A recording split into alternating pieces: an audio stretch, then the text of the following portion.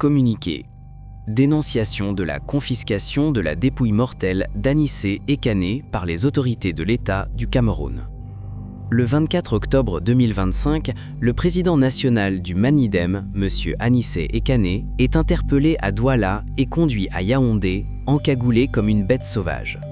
Il est enfermé dans une cellule du secrétariat d'État à la Défense, CED, privé de l'appareil médical qui soutenait sa vie. Il meurt le 1er décembre 2025. 3 mois après cette douloureuse disparition, les circonstances ayant entouré sa mort n'ont pas été élucidées. Pire, malgré les multiples demandes adressées aux autorités de l'État, la dépouille mortelle d'Anissé Ekané n'a toujours pas été remise à sa famille, qui se trouve ainsi privée, sans raison connue, du corps d'un être cher et dans l'incapacité d'organiser ses obsèques et de faire enfin son deuil. Cette rétention du corps d'un citoyen camerounais, de surcroît dirigeant connu d'un parti politique, dont les éléments connus indiquent que sa mort fut orchestrée, est incompréhensible, si ce n'est qu'elle renforce le sentiment d'un assassinat politique.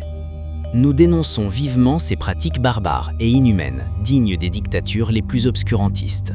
Quel que soit ce que le régime en place reprochait à Anissé Ekané, celui-ci ne méritait pas le traitement odieux dont il a fait l'objet à la fin de sa vie, ni la souillure abjecte de sa mémoire et le châtiment obscène qu'il inflige à sa famille, ses proches et les membres de sa formation politique.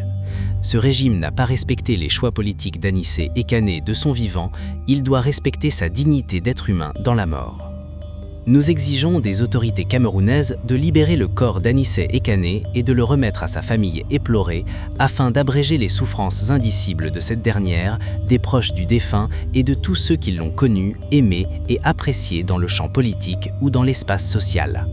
Par la même occasion, nous demandons la libération immédiate de tous les prisonniers politiques et autres prisonniers d'opinion, y compris les personnes arrêtées dans le cadre de la crise post-électorale d'octobre 2025, dont une partie importante est constituée de mineurs. Fait à Yaoundé, le 21 février 2026, professeur Maurice Kamto, président national du MRC. Écoutez attentivement la voix du professeur Maurice Kamto, président national du Mouvement pour la Renaissance du Cameroun, le MRC.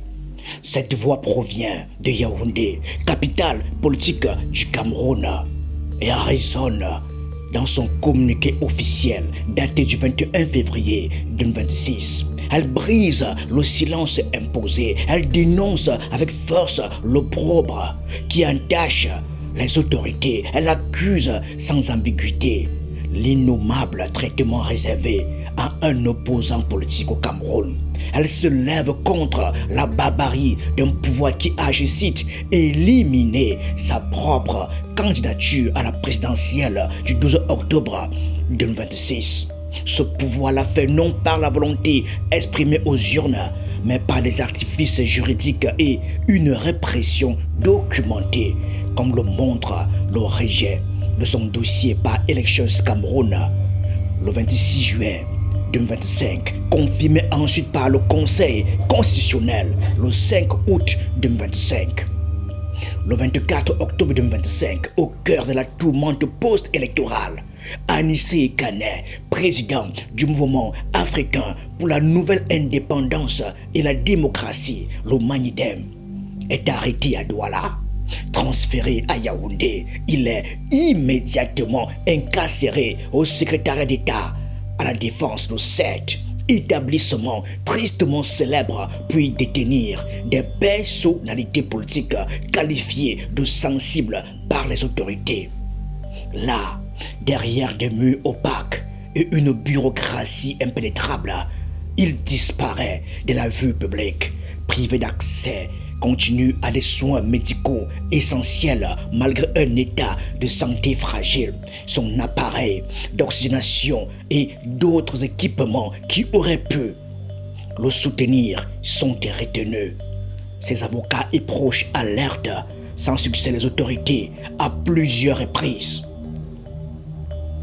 3 semaines passent. Un mois s'écoule. Finalement, le 1er décembre 2025, Anissé Ekané succombe en garde à vue dans une unité médicale liée à la gendarmerie nationale à Yaoundé, où il avait été transféré pour surveillance médicale.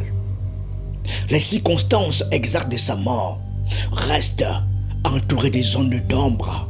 Human Rights Watch a appelé à une enquête impartiale, rapide et efficace, notant que son arrestation et sa mort, je cite, soulèvent de sérieuses préoccupations quant au respect de l'état de droit, de la procédure régulière et des droits des détenus. Fin de citation. Ce qui révolte le plus dans cette affaire est le silence prolongé qui suit la mort d'Anissé Kane. 3 mois complets se sont écoulés depuis le 1er décembre 2025 et la dépouille mortelle n'a toujours pas été remise à la famille. Aucune cérémonie funéraire n'a pu avoir lieu. Aucun adieu collectif n'a été possible. Seul persiste une attente interminable et un vide insupportable. Le professeur Maurice Kamto qualifie cela de scandale absolu. Dans son communiqué, Maurice Kamto va directement à l'essentiel, sans embâche ni circonvolution. Il déclare textuellement: Cette rétention du corps d'un citoyen camerounais, de surcroît dirigeant connu d'un parti politique dont les éléments connus indiquent que sa mort fut orchestrée, est incompréhensible, si ce n'est qu'elle renforce le sentiment d'un assassinat politique. Pour le leader du MRC, la mort d'Anissé Kane n'est pas un simple accident isolé. Elle constitue la conséquence directe d'un pouvoir qui emploie la peur et l'oppression pour neutraliser toute dissidence. Ce régime utilise la mort elle-même comme une arme politique. Il retient le corps comme un trophée macabre, empêchant ainsi toute commémoration publique. Maurice Kamto dénonce sans aucune concession ce qu'il qualifie de pratiques barbares et inhumaines. Ces pratiques sont comparables à celles des régimes les plus obscurantistes de l'histoire récente. Il souligne avec précision que retarder ou empêcher la remise d'un corps revient à confisquer le droit au deuil. Cela efface le sens symbolique de la vie politique de cet homme. Cela neutralise durablement sa mémoire collective au sein de l'opposition camerounaise. Nous dénonçons vivement ces pratiques barbares et inhumaines, dignes des dictatures les plus obscurantistes. Quel que soit ce que le régime en place reprochait à Anissé Kane, celui-ci ne méritait pas le traitement odieux dont il a fait l'objet à la fin de sa vie, ni la souillure abjecte de sa mémoire et le châtiment obscène qu'il inflige à sa famille, ses proches et les membres de sa formation politique. Ce régime n'a pas respecté les choix politiques d'Anissé Kane de son vivant, il doit respecter sa dignité d'être humain dans la mort. Nous exigeons des autorités camerounaises de libérer le corps d'Anissé Kane et de le remettre à sa famille éplorée afin d'abréger les souffrances indicibles de cette dernière, des proches du défunt et de tous ceux qui l'ont connu, aimé et apprécié dans le champ politique ou dans l'espace social. Par la même occasion, nous demandons la libération immédiate de tous les prisonniers politiques et autres prisonniers d'opinion, y compris les personnes arrêtées dans le cadre de la crise post-électorale d'octobre 2025, dont une partie importante est constituée de mineurs. Tout cela se déroule dans un contexte politique extrêmement tendu et explosif. La présidentielle du 12 octobre 2025 a été officiellement remportée par Paul Biya pour un nouveau mandat, un 8e, avec 53,66% des voix selon les résultats proclamés par le Conseil constitutionnel le 27 octobre 2025. Une annonce qui a déclenché une onde de choc et une contestation immédiate.